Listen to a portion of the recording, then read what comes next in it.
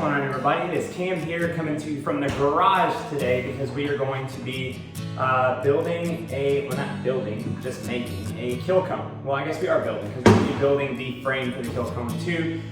So basically, we're going to be processing chickens for the first time ever today. So decided to get out here this morning and try and knock out making a kill cone real quick, basically so that we can get rolling on processing our first chickens. We wanted to try and keep it cheap as possible. For one, it being our first time, and two, we're only going to be doing about maybe 6 or 7 chickens. Basically because we got a lot of extra roosters and they are starting to overdo it on our hens out there, and we want to try and keep those girls healthy, as well as we plan on processing meat anyways, so why not now? So we're gonna get started on the kill cone, which we're gonna make out of the 5-gallon bucket. It does need to be one with a handle, I guess, unless you find some other way to attach it, but definitely the easiest way is to have a handle on it. And there is other videos out there doing something similar, I think. But basically, my plan is to cut the bottom off of this bucket and then cut it at an angle and everything to where we can make this into a cone shape, to where then you can drop the chicken in upside down to then drain the blood out of the chicken. So, a couple things. One, you need a bucket, obviously. It doesn't need a lid because you're not going to be using a lid. But like I said, it does make it easier having a handle. It also, it makes it easier as far as knowing where to put your line and stuff for your cut. 2, would be some clamps. Not absolutely necessary, but definitely going to make the job a whole lot easier. And then for the holes, you'll need a drill. I'm using an 1/8" bit. That should give plenty enough room for the zip ties to go through. You're going to need some zip ties, a marker obviously to mark your stuff, a cutting tool to cut the bucket, which sadly I do not have any more blades for my multi-tool, which really sucks because this would have been much easier to use. So I'm going to have to use this big bulky freaking sawzall here. So and then lastly, just a file, just to basically file down any rough spots on the plastic after cutting and everything. And then obviously tape measure. So that's all the stuff you're gonna need. And then obviously when we get to the framework part, you'll need some screws, some 2x4s, and a sheet of plywood, because we don't have anywhere out here we can attach this to. We don't have like a shed or anything nearby. So I'm going to make a standalone frame for this to go on so that we can have a bucket under and everything for where the blood's gonna drain. So that is it. All right, so first thing I'm going to be doing here is making a straight line down the middle so I know where middle is, which I'm going to be using this handle to decide where the middle is, because once I make the cuts and everything, this should swing and then it's gonna hang kind of like this direction off of the hook to where it kind of hangs out. So basically taking this, and nothing has to be absolutely perfect, it's just a plastic bucket and you're just making a cone, so not that serious, but you do want to be somewhat close to the middle. And basically I'm just going to be making a line right from here. And then from that line, the center line, I'm gonna be going out 6 inches or so, about 5 or 6 inches. I'm going 6. But basically, hit that 6-inch mark. It should be about here. 6 inches out, roughly there. And 6 inches out. Roughly there,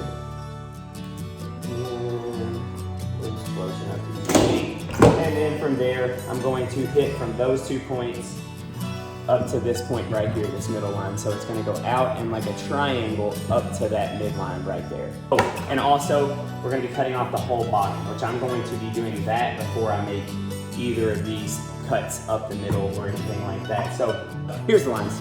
Got this triangle right here. And surprisingly, that went pretty well with just doing it by hand and not using a straight edge, because it's a round bucket, so straight edge doesn't work for crap. But triangle, cut the bottom out. Let's cut the triangle out.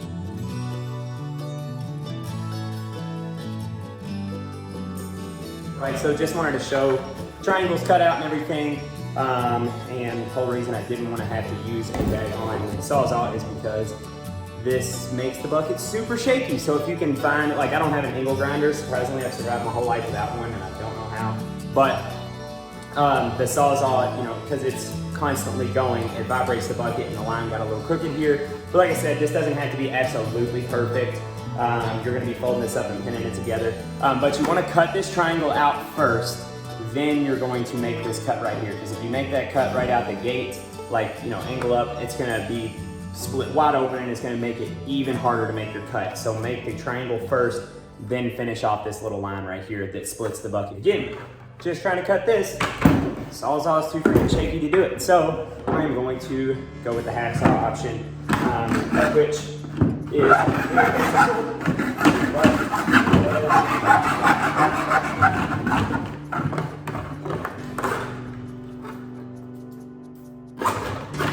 there we go. And we're split wide open here. And then this is the part where we're going to make it a cone shape here. All right, so here's the part where having some clamps is definitely gonna be your best friend. You could do this without clamps, but if you do, I would recommend having another set of hands because it's gonna be really hard to try and do this completely without any kind of help. Now, you're trying to get this cone shaped, and then you gotta hold it into place while you drill these holes. So, first off, you want this hole to be roughly, I think, about 4 inches or so. 4 inches.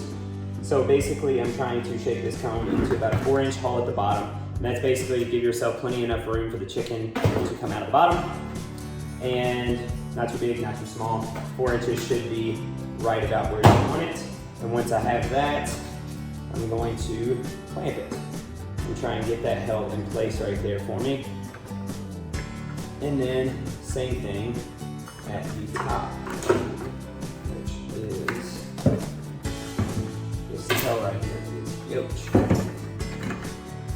I'm going to curve this in a little more just so I have a straighter line to work with towards the bottom. And then get it clamped as well.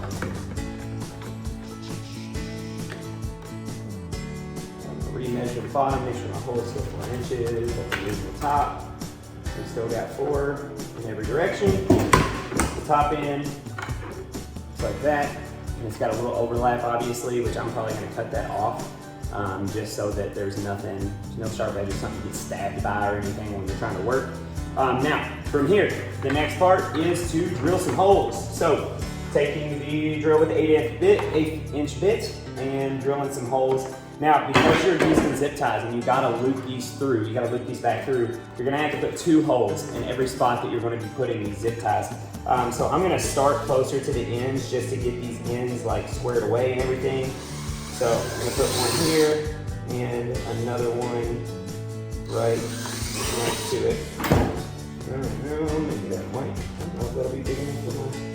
Yeah, so I got some thicker zip ties, I guess, so I'm gonna have to swap out for a larger bit. All right, I got my 3/16 drill bit. Now, this should be big enough for my zip ties to run through now. But same thing, 2 holes, and what I'm gonna do here is run my zip tie through, and then run it back through this other hole that's right next to it. If I can even find it. There we go.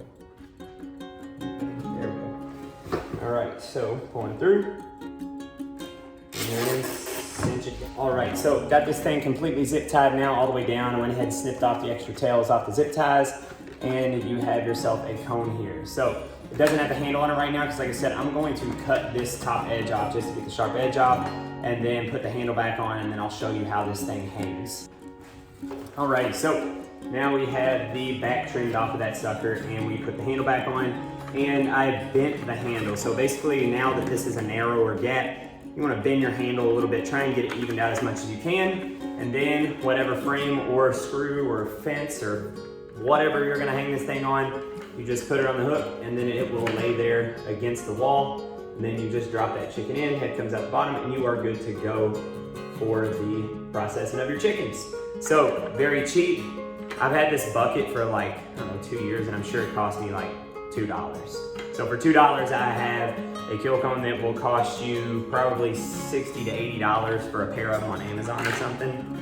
They're pretty hot. Well, I didn't knock my handle back off.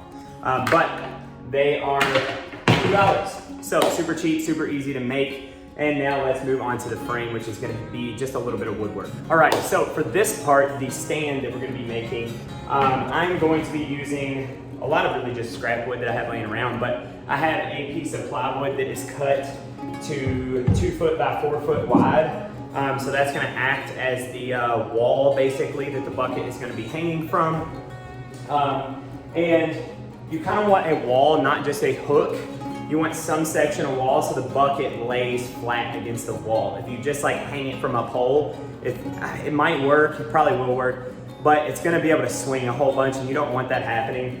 So you want the wall here, and I'm gonna be making this 5.5 feet wide is what not wide, 5.5 feet tall is what I've decided to do, so that when I hang the bucket from the handle from the top, it hangs about like 4.5 to 5-ish feet to the top of the bucket, and then this area I can work in, and then it's not going to be like, you know, because I have a wife that's shorter than me as well, and I don't want it so high that she's gonna struggle to use this.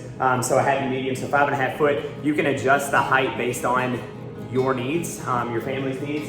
The width, I wanted to go ahead and make it 4 foot wide at least, because this leaves me room for like 2 or 3 buckets in the future. Right now we're just gonna be using one, but this leaves me room to expand and have more kill cones up at once if we start to process in a larger volume. But 2x4s and plywood is all this part is gonna need, and then obviously screws to fasten it together. So first I'm gonna be cutting 2 of the 2x4s to that 5.5 feet to get the height, and then I'm going to cut one that is about 4 feet, or I guess not 4 feet, we'd be taking 3 inches off of that, but 3 inches shy of 4 feet. So what's that, 45 inches for the width of the board for a top frame, and then I will then make the legs, which I'll probably do 2 boards that are that 45 inches, one at the top and one at the bottom, just so it's not shaky or unstable for the bottom, and then legs. I haven't really decided on the measurements on the legs yet. Alrighty, so I got all the pieces cut. Like I said, it's 5.5 feet tall, 4 foot wide, and oh Lord, what's going on here? Oh no, I meant to use that, never mind. So 5.5 feet tall. I made one board that's going to be going across the width of it, 45 inches, because the 2x4s down the side, as far as the height, is going to make up about 3 inches, and that 45 in between this is going to make that full 4 foot wide. And then I decided to make the bottom brace a full 4 feet so I can really get into the meat of the 2x4. And then the legs are 3 feet long each.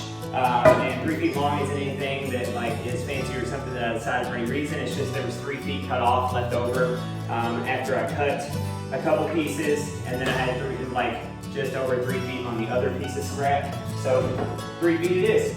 So I'm gonna go ahead and start putting this thing together, and it's gonna be sweet. I think it's gonna work out really good, and we'll see how it goes. So first off, basically just laying it out. It doesn't really matter to me, I guess, what side is the front or the back, honestly. But you're going to start off by putting the legs on, or the heights at least. So what I'm doing here is basically just going to put that to the top as flush as possible. This probably doesn't have to be any more perfect than the bucket does, honestly, as long as it stands. So not really worried about trying to get this perfect square or anything. It's literally being used.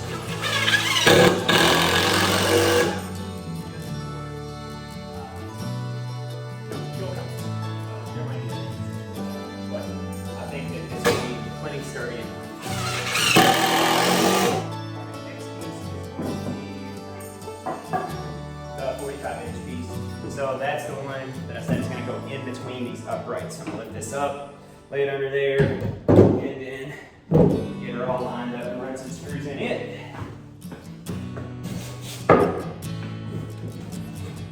Just forward this up. I'm trying to tilt so much on me.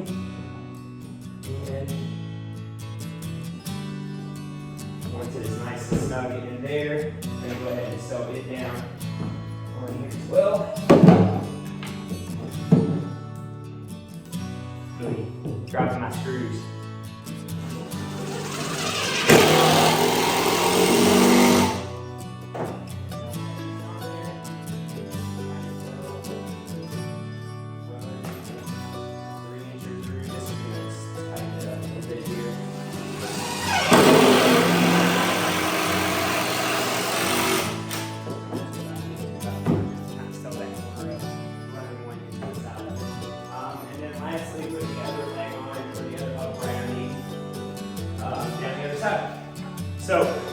this is on here. That's just going to basically sandwich in that middle piece, that 45-inch piece that I put in there. And basically this should look like pretty much like a big sign. Like you stand it up and you got the wooden sign there. All right, so I got this thing turned on the table. As you can see, the legs are dropped below the level of the table here. But what I'm doing with this bottom brace and why I made it 440 degrees is so that it can be screwed on this way, where this is actually going to support the bottom a little more. I probably could just put the out legs here and that be enough. But for the sake of the whole side-to-side shift in and just having floppy legs, I just don't want to have to deal with possibly it just being flimsy and then this all just falling apart because it's so wobbly. If you start it up from the start, then you're less likely to have to deal with repairing it later. So I'm going ahead and putting this extra piece in just so I think it's going to sturdy the whole thing up versus just leaving it nothing but legs. All right, got that screwed off.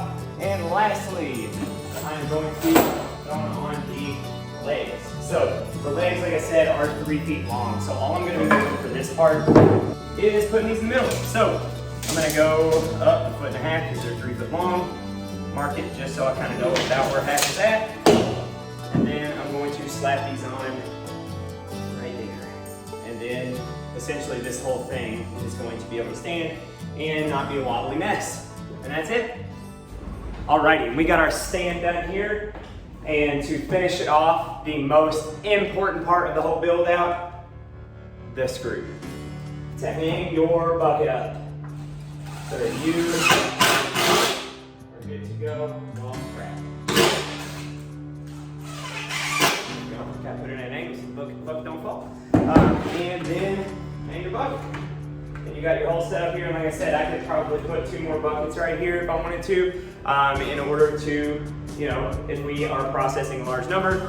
This is perfect size, or a larger number at least. I know you can get into like, you know, very expansive, but I think 3 would be a good mid-range as far as getting started and processing our chickens. And then this bucket should work just fine, which we will have a video with us processing the chickens if you want to check that out. Like I said, we're going to be going very bare minimum on it. So that's all I got for you today. Check out our other videos. So like, subscribe, and check us out on another video. Have a good one.